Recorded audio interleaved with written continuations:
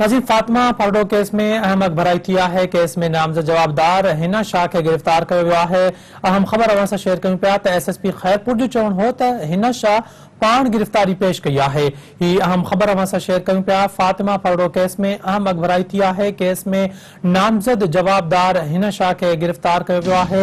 SSP Khairpur जो चवण हो त हिना शाह पाण गिरफ्तारी पेश कई है। अवां खे अपडेट कंदा हलूं अहम ख़बर के हवाले से। फातिमा फरडो केस में अहम अखबराई थिया है। केस में नामज़द जवाबदार हिना शाह के गिरफ्तार किया वियो है। SSP खैरपुर जो चवण हो त हिना शाह पाण गिरफ्तारी पेश कई है। अवां खे अपडेट कंदा हलूं अहम ख़बर के हवाले से। फातिमा फरडो केस में अहम अखबराई थिया है। केस में नामज़द जवाबदार हिना शाह के गिरफ्तार किया वियो है। SSP खैरपुर जो चवण हो त हिना शाह पाण गिरफ्तारी पेश कई है। फातिमा फरडो केस में अहम अखबराई थिया है। केस में नामज़द जवाबदार हिना शाह के गिरफ्तार किया वियो है। SSP खैरपुर जो चवण हो त हिना शाह पाण गिरफ्तारी पेश कई है। ही अहम ख़बर अवां सां शेयर कयूं पिया। फातिमा फरडो केस में अहम अखबराई थिया है। केस में नामज़द जवाबदार हिना शाह के गिरफ्तार किया वियो है।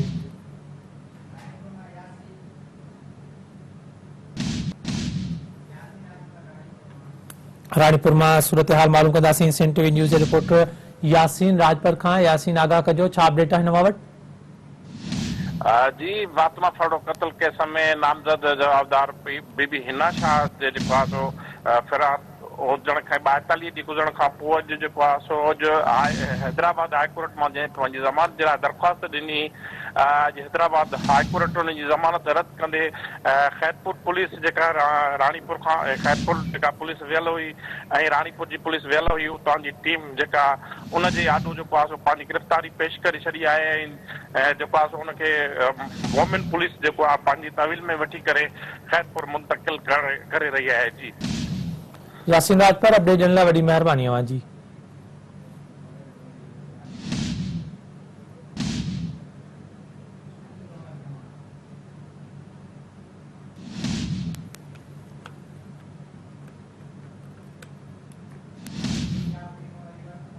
फातिमा फरडो केस में अहम अखबराई थिया है। केस में नामज़द जवाबदार हिना शाह के गिरफ्तार किया वियो है। SSP खैरपुर जो चवण हो त हिना शाह पाण गिरफ्तारी पेश कई है।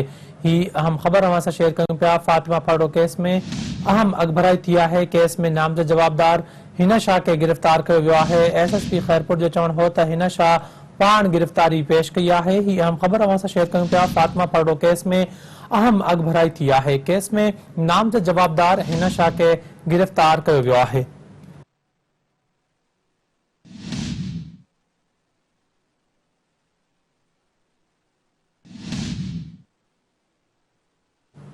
फातिमा फरडो केस में अहम अखबराई थिया है। केस में नामज़द जवाबदार हिना शाह के गिरफ्तार किया वियो है।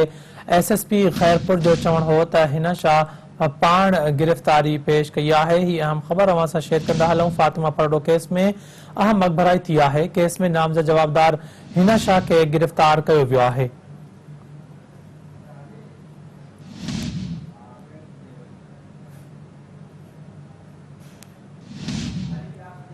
तफ़सील मालूम कंदासीं सिंध टीवी न्यूज़ जे रिपोर्टर अली जाफरी खां। अली जाफरी, आगाह कजो त हिना शाह के गिरफ्तार किया वियो है। छा अपडेट आहे हिन वटि?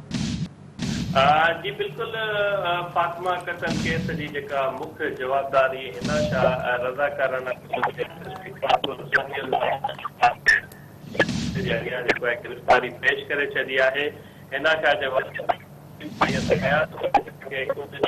जेको आहे उनजे हवेलीअ तां जेको आहे गिरफ्तार कयो वियो, जे बाद अॼु हिना शाह पंहिंजो पाण खे जेको आहे खैरपुर पुलिस आॾो जेको आहे गिरफ्तारी पेश कई है। SSP डॉक्टर समीउल्लाह सुमरो खां जॾहिं असांजी ॻाल्हि ॿोल थी त मुंतकिल कयो आहे। दहशतगर्दी वारी अंतवारी पेश कयो वेंदो। अली जाफरी, अपडेट ॾियण लाइ वॾी महिरबानी अवां जी।